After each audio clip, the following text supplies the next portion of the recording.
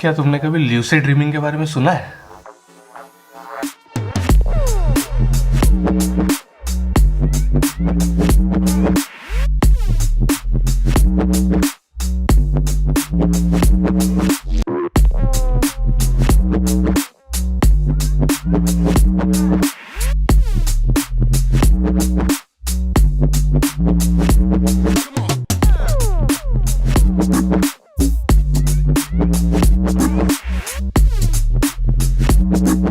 अब देखो, जो अपन रात को सपने देखते हैं वो तो सबको पता है, लेकिन सपने देखना भी बहुत टाइप के होते हैं और उनमें से एक होता है लूसिड ड्रीमिंग। अब ऐसे तो लूसिड ड्रीमिंग बहुत कॉमन है, मतलब सबके साथ होती है ये चीज़ जीवन में कभी ना कभी। बच्चे होते हैं तो शायद ज़्यादा भी होती होगी, बट उनके साथ सबसे ज़्यादा होती है जो लोग ओवरथिंक करते हैं या जो कोई ऑलरेडी कोई मेंटल प्रॉब्लम से गुजर रहा हो। तो भाई पिछले 3-4 दिनों से ये हो रहा है कि मैं 12 बजे सो रहा हूँ, 12-1 बज जाती है सोने में, बट मैं उठता हूँ तो 8-9 बज जाती है, डिस्पाइट कि अलार्म लगा रखा है। अलार्म बज जाता है, मैं बंद करके सो जाता हूँ, या फिर मेरे को पता भी नहीं चलता कि अलार्म बज के खत्म हो चुका है। और उसका सबसे बड़ा रीज़न है कि लूसिड ड्रीमिंग कर रहे हैं हम। अब देखो, अब मैं कोई मेंटल एक्सपर्ट तो हूँ नहीं, या फिर मैं कोई ऐसे रिसर्च तो करी है नहीं जो मैं तुमको इतना एग्जैक्टली और क्यों और क्या और कैसे बता सकता हूँ। लेकिन आम भाषा में बोले तो लूसिड ड्रीमिंग में ये होता है कि भैया जो सपने आप देखते हो, जो रात को आपको सपने आते हैं, वो सब कुछ आप कॉन्शियसली देख रहे हो। मतलब आपको पता है वो सपना है। कभी कभी ये भी होता है कि रियलिटी और सपने में फ़र्क पता नहीं चलता है, बट उसके अंदर आपको पता है कि वो सपना है। आप उसको कंट्रोल कर रहे हो, आप उसके कैरेक्टर्स को कंट्रोल कर रहे हो। आप अगर खुद एक कैरेक्टर हो उसके अंदर तो आप उसको कंट्रोल कर रहे हो, क्या बोलना है, क्या देखना है,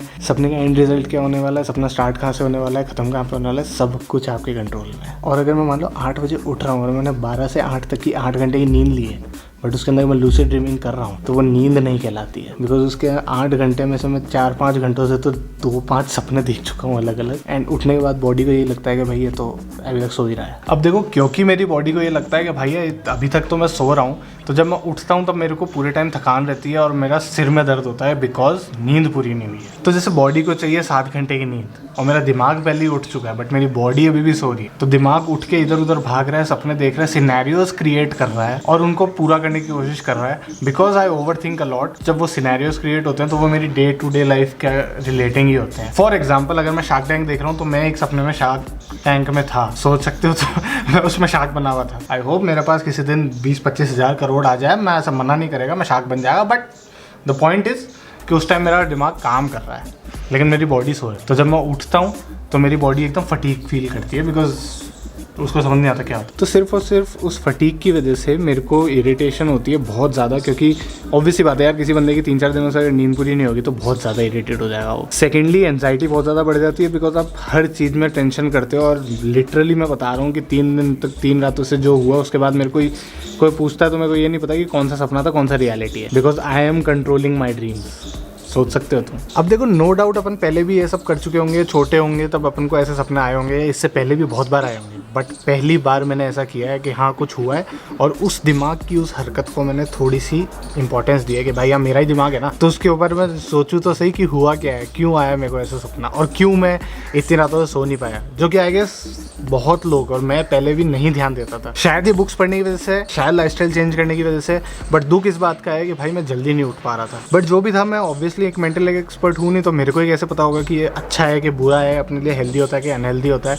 बट जितना मैंने नेट पे पढ़ा, इसके बेनिफिट्स भी हैं और इसके बहुत ज़्यादा नुकसान भी। But the most important part is it indicates that you have a certain mental problem. अब चाहे वो ओवर थिंकिंग हो, एंजाइटी हो, डिप्रेशन हो, आपको कोई भी चीज़ की वजह से आप परेशान हो रहे हो, बट वो है। अब सिर्फ एक चीज़ की प्रॉब्लम है कि भाई मेरे को सुबह उसमें उठने में जो दिक्कत हुई है, नुकसान ये है कि भाई वर्कआउट करने नहीं जा पाया, क्योंकि जब मेरे साथ ये एक बहुत बचपन से दिक्कत है कि मेरे को 6 बजे वर्कआउट करना है, तो मेरे को 6 बजे ही वर्कआउट करना है। अगर 6 की 7 हो जाएगी ना तो मेरा मूड ख़राब हो जाता है कि अब मैं नहीं कर रहा, मैंने दिन वेस्ट कर लिया। But then I eventually do, वो बात अलग है, लेकिन थोड़ा सा दिमाग ऐसे हिलता है। तो सेम इसी वजह से कि अगर मैं 8 बजे उठ रहा हूँ तो मेरे को इतना गिल्ट होता है ना कि भाई यार तू 8 बजे क्यों उठ रहा है, तेरे को जल्दी उठ, 6 बजे उठ, 6 की नहीं तो 6:30 उठ, 7 उठ और फिर काम कर अपना, टाइम मत वेस्ट कर भाई। और सिर्फ उस वजह से आज मेरे को उठने में सुबह 9 बज गई और फिर उठते ही सबसे पहले मैंने काम किया कि मैंने फ़ोन उठाया और मैंने कल सुबह 6 बजे का अलार्म लगाया। मैंने कहा कुछ भी हो जाए तेरे को 6 बजे उठना है, तेरे को उठ के अपने बिस्तर से बाहर निकलना है, बाहर निकल के तू कुछ भी कर लियो भाई, तू व्लॉग आज एडिट मत कर, कल कर लियो, लेकिन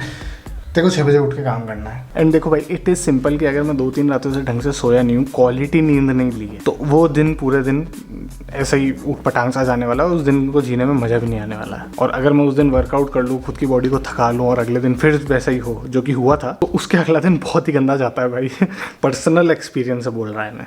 तो इसलिए मैंने साला व्लॉग भी नहीं किया। सोचो, मेरे को व्लॉग नहीं करता ना आजकल, तो व्यूज़ मैटर नहीं करते भाई, लेकिन जब व्लॉग नहीं करते तो इतना गुस्सा आता है खुद पे कि साले तू क्या कर रहा है, तू कर भाई। और जब मैं बाहर जाता हूँ तो बहुत बढ़िया कंटेंट दिखता है मेरे को। और बढ़िया कंटेंट कैसे कि भाई आज भी मैं जब बाहर गया हुआ था, मैं एक्टिवा से आ रहा हूँ, मेरे पीछे एक अंकल बैठे थे, हम दोनों एक्टिवा से आ रहे हैं, हम आ रहे हैं और मेरा थोड़ा सा घर से मतलब 2 किलोमीटर दूरी मान लो, टायर पंचर हो गया एक्टिवा का, और वो एक्टिवा से लहराई स्पीड में और वो रिम अड़ी, तब मैं भाई बच गए। एक्टिवा की साइड में सांस ली 2 मिनट, वहाँ का भाई बच गए। और वहाँ का ऐसे टाइम पे गोप्रो क्यों नहीं है, तो मैंने सुना ऐसी वीडियोस ज़्यादा वायरल होती है कि यार एक्सीडेंट होते हुए बच गए, बट एनीवेज बच गए, वो इम्पोर्टेंट है। और मैं वापस आया तब तक मेरी माता राम ने चद्दर ही चेंज करवा दी। मैं इसलिए नहीं करवाना चाह रहा था 2-4 दिन से कि भाई मेरे को इसको पलंग को ही हटाना। अब देखो, है तो अच्छी चद्दर और बढ़िया चद्दर चेंज करने के बाद फ्रेशनेस बहुत अच्छी आती है, बट द पॉइंट इज हटाना इसलिए था क्योंकि मेरे को अभी ट्रैवल करना है कहीं बाहर, और मैं नहीं चाहता कि अभी ये चद्दर चेंज हो गई फिर मैं 5-6 दिन बाद आऊँ और फिर ये चद्दर ऐसे ही रहे और फिर मैं सोचूं कि हाँ अभी तो नहीं है, अभी तो चेंज नहीं करना, अभी तो पलंग नहीं हटाना, तो वो बहुत वेट हो जाएगा। इसलिए मैं चाहता था कि भाई मैं फटाफट इसको चेंज कर दूं, बट ऐसा हो नहीं पाया, तो अब हम कुछ दिन और वेट करना पड़ेगा। ऐसे तो देखो अपन डेली है ना अपनी पूरी डाइट फॉलो कर रहे हैं और अपन कुछ बाहर का खा नहीं रहे हैं और उल्टा सीधा भी कुछ भी नहीं खा रहे हैं, लेकिन सिवाय एक चीज को छोड़ के।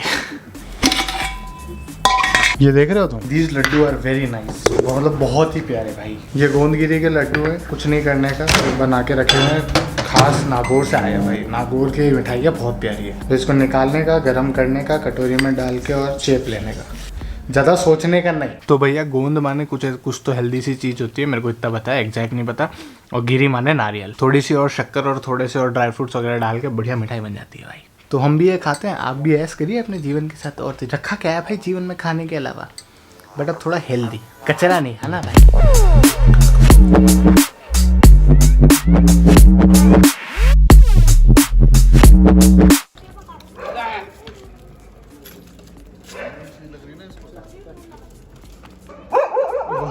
वो लोग गधे पे जा रहे हैं तो इसकी फट रही है, यहाँ खड़े होकर चिल्ला रहा है, नहीं तो वहाँ अंदर बैठ के चिल्ला रहा था ये।